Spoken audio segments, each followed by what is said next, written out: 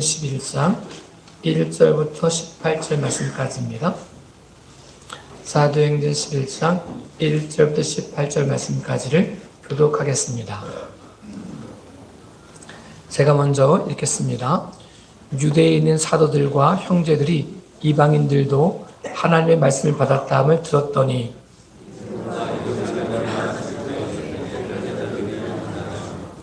이르되 내가 무할레자의 집에 들어가 함께 먹었다 하니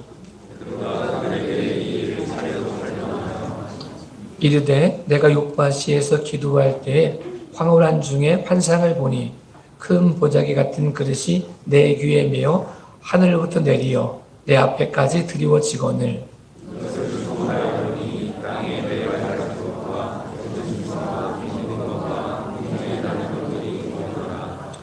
또 들으니 소리 있어 내게 이르되 베드로야 일어나 잡아먹으라 하거늘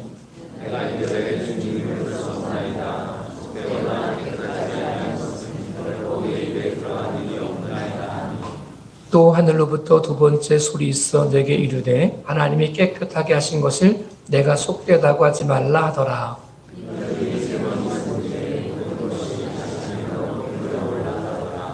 마침 세 사람이 내가 유숙한 집 앞에 서 있으니 가이사라에서 내게로 보낸 사람이라.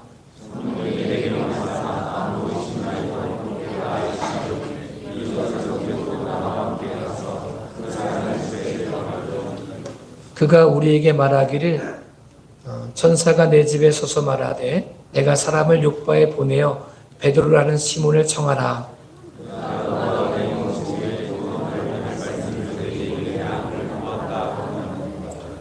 내가 말을 시작할 때 성령이 그들에게 임하시기를 처음 우리에게 하신 것과 같이 하는지라.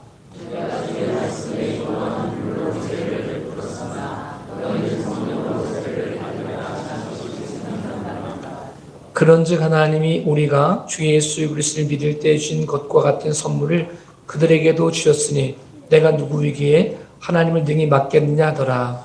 그들이 말을 듣고 잠잠하여 하나님께 영광을 돌려 이르되 그러면 하나님께서 이방인에게도 생명 얻는 회개를 주셨도다 하니라. 아멘. 내 틀을 깨고 라는 제목을 가지고 함께 말씀을 나누겠습니다. 오늘 읽은 말씀이 굉장히 중요한 말씀입니다. 지구가 보통 천동설을 주장하던 데서 지동설로 바뀌어지는 것처럼 코페르니쿠스적인 전환점이 오늘 읽은 말씀 가운데 유대인에게 속했던 복음의 능력이 이방인에게도 선포되어지는 것이 공식적으로 인정되어지는 뜻깊은 사건입니다. 이 사건이 이렇게 시작되었습니다. 베드로와 고넬료를 통해 시작됐는데 베드로에게도 환상해 보였고 고넬료에게도 환상해 보였습니다. 그래서 이 환상을 가지고 기도하고 있는 중에 하나님 말씀을 가지고 이렇게 역사가 나타났다는 사실을 보여줍니다. 이 소식을 유대에 있는 사도들과 형제들도 들었습니다. 이방인들도 하나님 말씀을 받았다면 들었습니다. 이거 얼마나 기쁜 일이겠습니까? 근데 그들이 기뻐하지 않습니다. 유대인들에게 머물렀던 성령의 역사하심이 이방인들에게서 증거되었다는 사실은 굉장히 기뻐할 일인데 틀을 깨지 못했던 사람들이 기뻐하지 못했습니다.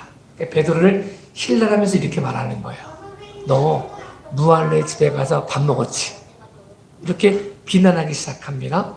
이 비난을 듣고 베드로가 자기에게 있었던 일을 쭉 설명하기 시작합니다.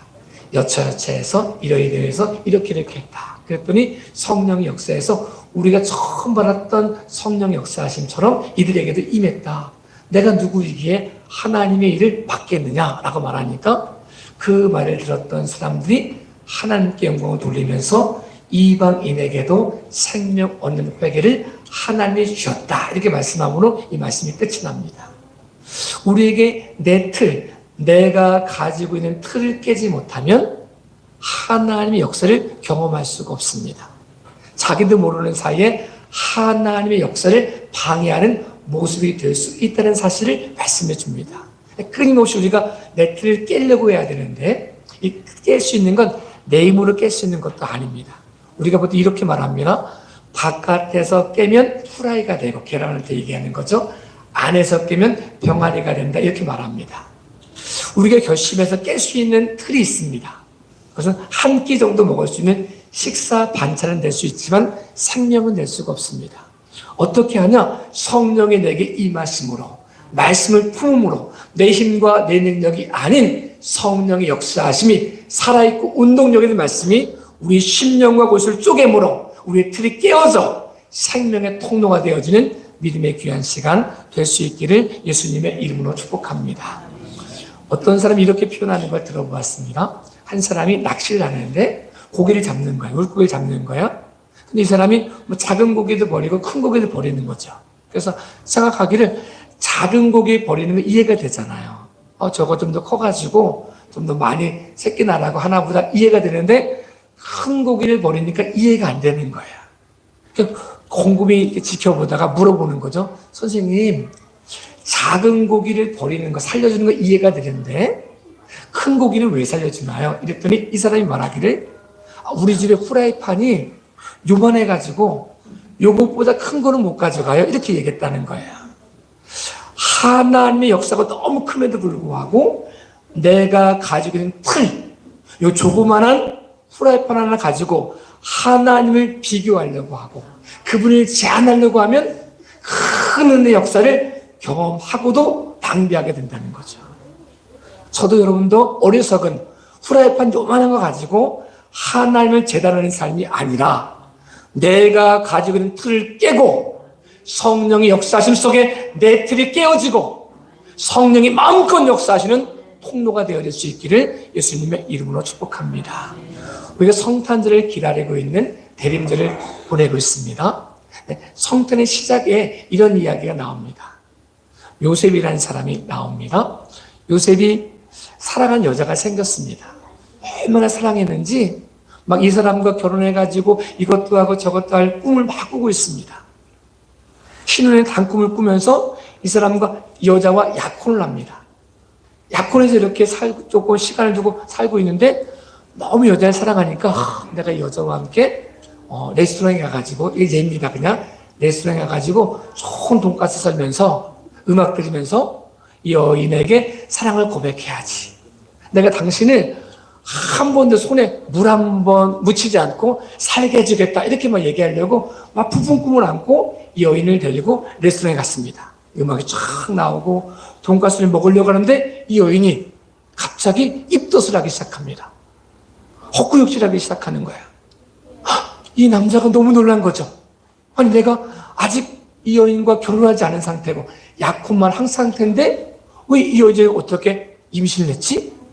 이분이 굉장히 점잖은 사람이라. 보통 사람 같으면 막 동네방네 떠들어 다니면서 이 여인이 불결한 여인입니다. 막 이렇게 동네방네 떠들어 다니면서 돌에 말해 죽게 해야 되는데 굉장히 신사적인 사람이라. 굉장히 점잖은 사람이라. 여러분 요셉 못 봤지만 저를 보시면 저렇게 생겼구나 이렇게 생각하시면 될 것 같습니다. 점잖은 사람이 가만히 끊고 자는데 밤에 꿈을 꾼 거예요. 천사가 나타나는 말을 하는 거예요. 요셉아, 내 약혼녀 마리아 데려오는 거를 어려워하지 마라. 꺼려하지 마라. 그 여인이 마리아가 잉태된 것은 사람으로 말미암아 된 것이 아니고 성령으로 말미암아 된 것이다라고 말씀해 주는 거예요. 이렇게 생각할 수 있잖아요. 아니에요, 예수님, 하나님, 그게 아니에요. 상식적으로 말이 됩니까? 남자 없이 여자가 아이 낳는다는 게 말이 됩니까? 그거 못 받아들이겠습니다. 저 여인 못 인정하겠습니다. 여인과 함께 살 수가 없습니다. 라고 말했으면 우리가 알고 있는 성탄의 시작이 달라질 수 있었다는 거죠. 근데 어떻게 성탄의 시작이 되어 있었는가? 요셉이라는 사람이 자기 틀을 깨고 자기 상식을 깨고 성령이 임할 때 성령의 말씀을 듣고 순종했더니 그 모습이 성탄의 시작이 되었던 것을 우리에게 보여주고 있습니다. 우리 인생 속에도 참 많은 하나님이 역사하고 싶은 많은 기적이 있습니다. 여러분을 통해서 저를 통해서 역사하고 싶은 수많은 기적이 있는데 우리의 틀이 깨지지 않아가지고 우리의 상식이 깨지지 않아가지고 저 사람에게 그런 일이 나타날 수 없습니다. 저 사람은 안 됩니다. 이방인들에게는 성령이 임할 수 없습니다. 그럴 수 없습니다. 라고 말한다면 성탄의 역사가 나타나지 않았던 것처럼 여러분과 저를 통해서 기적 역사가 나타날 수 없다는 사실을 말씀해 주고 있습니다. 근데 처음에는 비난했던 사람도 할례자와 무할례자와 같이 밥 먹었다가 비난했던 할례자들도 말씀에 순종함으로, 그러면 하나님이 이방인들에게도 회개의 선물, 생명 얻는 회개를 주셨다고 인정함으로 다른 역사, 이방인들에게도 복음의 증거들 역사가 나타났고, 요셉이라는 사람을 통해서 자기 상식과 맞지 않지만, 자기 능력과 맞지 않지만, 자기 생각과 맞지 않지만 하나님 말씀에 순종함으로, 성령이 역사하시며 순종함으로 성탄의 역사를 경험하는 통로가 되었던 것처럼 저에게도 여러분의 삶 가운데도 하나님이 말씀하시면 그 말씀에 우리의 틀이 사라짐으로 하나님의 영광의 통로가 되어질 수 있기를 예수님의 이름으로 축복합니다. 만약에 이런 일이 있었으면 어떻게 할까 생각해 보겠습니다. 베다니촌에 마르다와 마리아와 나사로가 살고 있었습니다. 이들은 남매였습니다. 예수님이 이 남매를 굉장히 사랑하셨습니다. 마리아는 우리가 잘 알고 있는 예수님 발 아래 무릎을 꿇고 향유 옥합을 부었던 여인이었습니다. 마르다는 예수님에게 음식을 대접하려고 했다가 처음에는 분주한 마음을 가졌다가 한 가지만 더 족하다 이 말씀을 듣고 변화돼가지고 봉사의 1등이 될 수 있는, 헌신할 수 있는 여인이 되었습니다.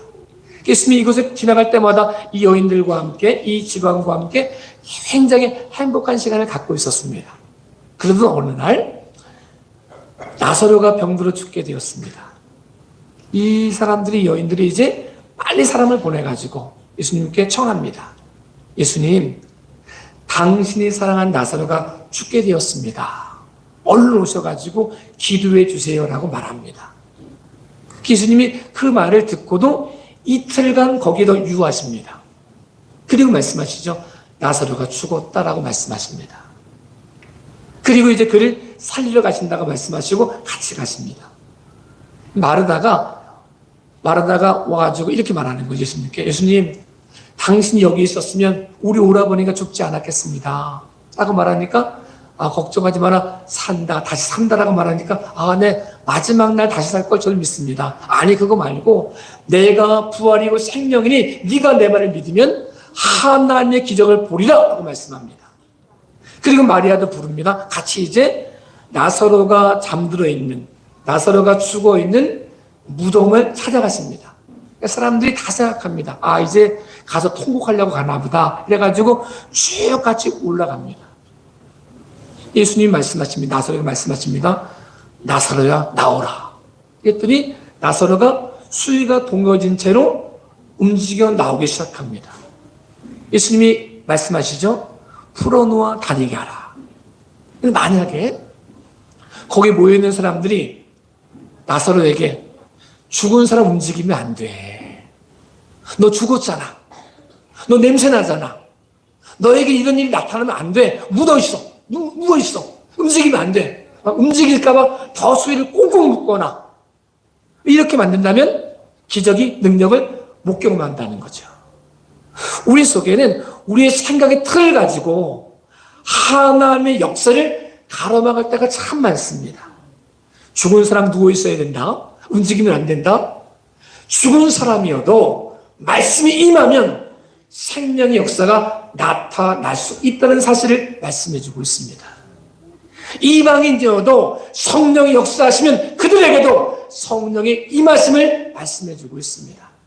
우리 생각에는 저 사람은 안 될 것 같고 이렇게 해야 될 것 같은 모습이 있다 할지라도 성령이 역사하시면 내 틀과 상관없이, 내 능력과 상관없이, 내 상식과 상관없이, 내가 가지고 있는 모든 것과 상관없이 하나님이 역사한다는 사실을 말씀해주고 있습니다.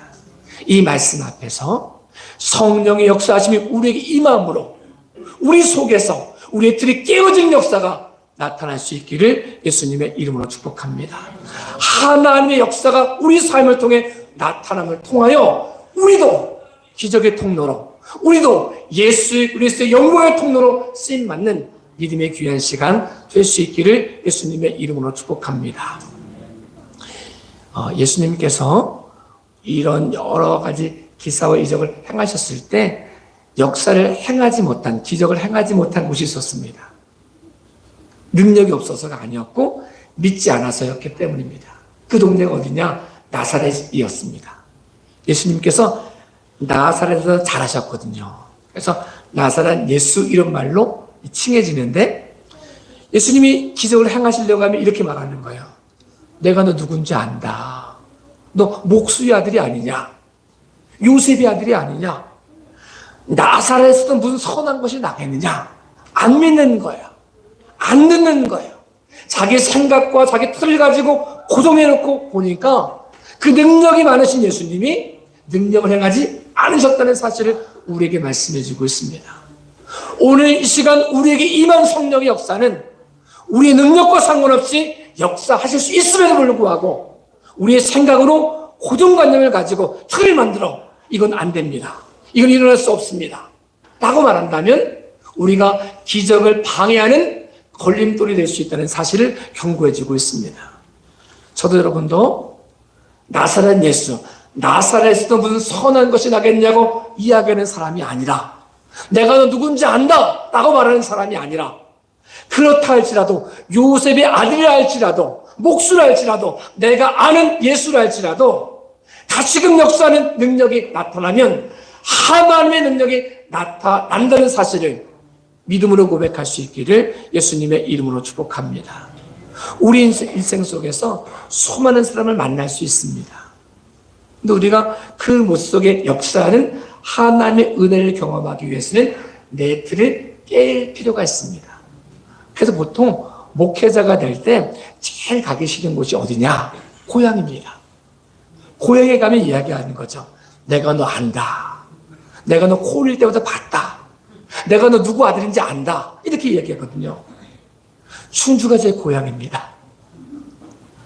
저를 아는 사람이 참 많습니다. 내가 너 코 흘릴 때부터 봤다. 내가 너 키웠다. 내가 너 이게 많습니다.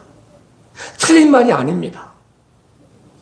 그러나 하나님이 역사하실 때는, 말씀하실 때는 내가 알고 있는 틀을 내려놓고 사람의 모습이 아닌 성령의 역사하심을 고백할 수 있는, 경험할 수 있는 귀한 시간 될 수 있기를 예수님의 이름으로 축복합니다.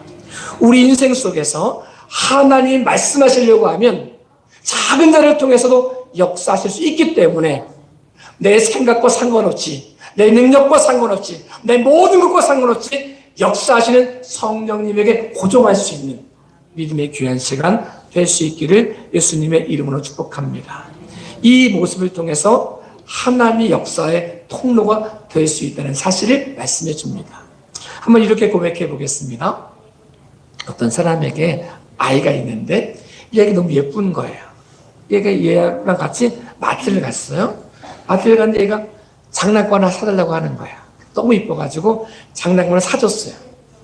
근데 이제 얘가 이제 이 마트 계산대를 통과해가지고 가야 되니까 얘기하는 거죠. 얘야, 내가 너 사준 거 여기 올려놔. 이렇게 말을 하는 거야. 애가 울고 난리 치는 거죠. 줬다 뺏는 사람이 어딨냐? 우리 아빠가 맞냐? 막 이러고 하면서 안 놓는다면 문제죠. 뺏는 게 아니거든요. 주려고. 진짜 이거 네 거 되게 하려고 내려놓으라고 하는데 자기 생각에는, 자기 틀에는 내려놓으면 빼앗기는 것 같고 못 내려놓겠다는 거죠. 근데 믿음의 조상이라고 일컬어지는 아브라함의 믿음이 어디부터 시작되느냐? 아브라함에게 이삭, 100세 이삭을 주셨는데 이 아이가 너무 예쁘게 크는데 하나님이 말씀하시는 거예요. 아브라함아, 네가 100세에 낳은 아들 이삭을 내게 바쳐라. 그럼 만약에 아브라함이 못 놓습니다. 차라리 날 죽이세요. 줬다 뺏는 사람이 어디 있습니까? 줬다 뺏는 하나님이 어디 있습니까? 이렇게 막 얘기하면서 못 놓겠다가 말하면 우리가 알고 역사는 안 나타난다는 거죠. 하나님은 우리의 것을 빼앗으려고 달라고 하지 않습니다. 우리 생각에는, 우리 틀 속에는 빼앗기는 것 같고 놓치는 것 같고 그런 것 같아가지고 못 놓겠다가 말하지만 사실은 놔야, 깨워줘야 하나님의 역사가 우리 삶 가운데 나타난다는 사실을 말씀해주고 있습니다. 저에게도 여러분에게도 하나님과의 관계에서 이해되지 않는 부분이 나타난다 할지라도 말씀이 우리에게 임함으로, 말씀은 품음으로, 말씀이 우리의 틀을 깨게 하심으로 우리가 말씀 앞에 죽어짐을 통하여 성령의 역사하심을 경험하는 통로가 되어줄 수 있기를 예수님의 이름으로 축복합니다. 신앙생활을 오래 가다 보면 자기도 모르게 틀이 생길 때가 있습니다. 저희가 이제 목회한 지가 좀 이제 시간이 가거든요. 처음에 전도사 시절에 처음에 목사 때는 굉장히 순수한 게 많았어요. 근데 이게 나이가 들다, 나이 든다는 표현을 죄송한데, 나이가 이렇게 나이가 먹다 보니까 감추고 싶은 게 너무 많이 생기는 거예요. 하고 싶은 척, 믿음 없는데 믿음 있는 척, 화나는데 화 안 난 척, 막 이러다 보니까 나도 모르게 틀이 생기는 거예요. 틀. 내 안에 틀. 목사라고 하는 틀이 딱 생기고 나니까 하나님 막 역사하고 싶어져도 내 틀이 역사를 막을 때가 있어요. 하나님 그거 아니고요. 이거 이래야 되고요. 저건 저래야 이렇게 있어요. 근데 끊임없이 우리에게 생긴 틀을 깨지 않으면, 내 행함으로 생긴 틀을 깨지 않으면 하나님의 영광을 가로막는 모습이 될 수 있다는 사실을 경고해 줍니다. 이렇게 표현되어 있습니다. 헌신하는 거 좋은 걸까요? 나쁜 걸까요? 좋은 거죠. 예배 한 번도 안 빠진 거 좋은 걸까요? 나쁜 걸까요? 좋은 거죠. 새벽 예배 드리는 거 좋은 거죠. 헌신하는 거 좋은 거죠. 너무 귀한 거죠. 그런데 이 하는 것이 자기 행위로 틀을 만들기 시작하면 하나님의 영광을 가로막게 됩니다. 그러면 그 다음에 응답을 받으면 이렇게 말하는 거예요. 내가 기도 많이 해서 응답받았지. 감사하지 않는 거예요. 응답받은 게 은혜가 아니라 내가 했던 행위에 대한 삭시라고 생각하니까, 값이라고 생각하니까 감동이 안 되는 거예요. 그 틀이 자꾸 생기다 보면 그 다음부터 어떻게 하느냐? 자기만 죽는 게 아니라 상대방을 죽여요. 내가 알고 있는 생각, 내가 했던 행위의 틀 가지고 정죄하고 판단하기 시작하는 거죠. 비교하기 시작하는 거죠. 그러니까 답답한 거예요. 사람들 보면 답답한 거죠. 왜 예배 안 하냐? 답답한 거고, 왜 기도 안 하냐? 답답한 거고, 그 안에 하나님이 원하시는 답답함이 내 힘내 못 이겨가지고 그런 모습이 있을 수 있다는 거죠. 근데 이 모습에 이렇게 틀을 먹겠던 사람이 바리새인이었습니다. 금식하는 거 좋은 거였거든요. 근데 금식하는 거 가지고 판단하기 시작해요. 나는 금식하는 사람, 저들이 금식 안 하는 사람. 나는 11조 하는 사람, 제 11조 안 하는 사람. 나는 의로운 사람, 제 의롭지 않은 사람. 하나님의 능력과 상관없이 매일 판단하고 정죄하다 보니까 진짜 하나님이 자기 삶 가운데 역사하려고 할 때 틈이 없는 거예요. 근데 이 틀을 깨지 않으면 은혜가 안 된다는 거죠. 근데 사도 바울은 은혜를 경험하고 나니까 기도하지 않는 사람이 불쌍해 보이기 시작한 거예요. 복음을 듣지 않는 사람이 왜 저래? 이게 아니라 불쌍해 보기 시작한 거예요. 왜냐하면 하나님이 자기를 찾아오셨을 때 자기 뭘 잘해서 찾아온 게 아니었거든요. 그러니까 생각해 보는 거예요. 하나님 만약에 나안 찾아오시고 죄를 찾아왔으면 제가 변화됐을 텐데, 제가 구원받고 제가 이 자리에 있었을 텐데, 내가 이 자리에 있고 저 사람이 저 자리에 있을 수 있는 이유는 내 행함 때문에가 아니라 하나님의 주권 때문에, 저 사람이 받을 수 있는 은혜를 내가 받았으니 내가 복음 안에서 빚진 자입니다. 이렇게 생각하고 나니까 자기가 했던 모든 것들은 사라지고, 내가 기도를 많이 했던 것도 사라지고, 예배 많이 했던 건 사라지고, 헌신했던 건 사라지고, 오직 남는 건 하나님의 영역. 저 사람에게도 복음이 증거되어야 되는데, 내가 저 사람 안에 보면 내가 복음에 비친 자인데, 이런 마음 가지니까 기도가 되어지고 궁일하는 마음이 생겨지고 그 모습 속에 전도하는 모습이 생겼다는 사실을 우리에게 말씀해 주고 있습니다. 여러분, 열심히 하는 건 너무 귀한 겁니다. 헌신하는 건 너무 귀한 겁니다. 기도 열심히 하는 건 너무 귀한 겁니다. 전도하는 건 너무 귀한 겁니다. 이 귀한 것이 우리의 행위로 틀을 만들지 않고 우리의 틀은 깨고 하나님의 영역을 지켜감으로 하나님이 마음껏 역사하실 수 있는 믿음의 귀한 통로가 되어질 수 있기를 예수님의 이름으로 축복합니다. 저에게도 여러분에게도 하나님이 역사하시면 됩니다. 우리 안에 복음의 빚진 자의 마음을 가지고 상대방을 판단하고 정죄하는 모습이 아닌 그를 긍휼히 여기는 모습을 가지고 그를 기도하는 모습을 가지고 하나님이 나 찾아오지 않으셨으면 내가 종모습이었을 텐데 이 마음을 가지고 믿음으로 선포하고 믿음으로 기도할 수 있는 저와 여러분의 삶이 될 수 있기를 예수님의 이름으로 축복합니다. 왜냐하면 우리가 판단하고 정죄하면 그 모습이 자기에게 돌아온다는 사실을 말씀해 줍니다. 다윗이 범죄했을 때 나단 선지자가 이야기하는 거예요. 부자가 있고 가난한 사람이 있는데 부자가 양도 많고 다 많은데 자기 손님한테 대접하겠다고 자기 새끼처럼 가족처럼 여기는 양새끼 하나 빼다가 잡아줬습니다. 이렇게 말하니까 다윗이 분노합니다. 그런 놈은 죽어마땅하고 내 배를 갚아야 되고 막 판단하고 정죄합니다. 그때 나단 선지자는 말합니다. 그 사람이 당신입니다. 라고 말한다는 거죠. 우리 틀을 가지고 판단하고 정죄하는 게 틀리지 않습니다. 다윗의 말이 틀리지 않습니다. 판단하고 정죄하는 게 틀리지 않지만 그 틀리지 않는 정죄 속에 성령이 말씀하십니다. 그게 바로 너야! 라고 말씀하시면 기회가 없다는 거예요. 복음의 빚진 자의 마음을 가지고 우리의 틀을 깨지 않고는 회개의 역사하심이 나타날 수가 없습니다. 생명 얻는 회개가 나타날 수가 없습니다. 우리가 얼만큼 성경을 많이 읽었든 얼만큼 신앙생활을 많이 했든 상관없이 말씀 앞에 틀을 깨고 성령의 역사하심 속에 무릎을 꿇고 우리 삶 전체를 통해 역사하시는 은혜 안에 거하는 믿음의 귀한 시간 될 수 있기를 예수님의 이름으로 축복합니다. 그 사람이 바로 당신이라 말이 저주가 되지 않고 그렇죠. 내가 그 죄인이었을 때 주님이 찾아오셨습니다. 은혜 받을 수 없는 내게 찾아오셨습니다. 나를 먼저 사랑하셨습니다. 내게 은혜 허락하셨습니다. 내가 이렇게 살 수 있는 은혜라고 밖에 해석할 수가 없습니다. 저 사람을 보니 내게 받은 은혜에 내가 복음의 빚진 자입니다. 내가 증거하지 않고는, 내가 기도하지 않고는, 내가 사랑하지 않고는, 내가 용서하지 않고는 견딜 수가 없습니다. 이 고백이 저에게도 여러분에게 나타남을 통하여 하나님이 우리 모든 삶을 통해 역사하심을 경험해가는 통로가 되어질 수 있기를 예수님의 이름으로 축복합니다. 기도하겠습니다. 전능하신 아버지,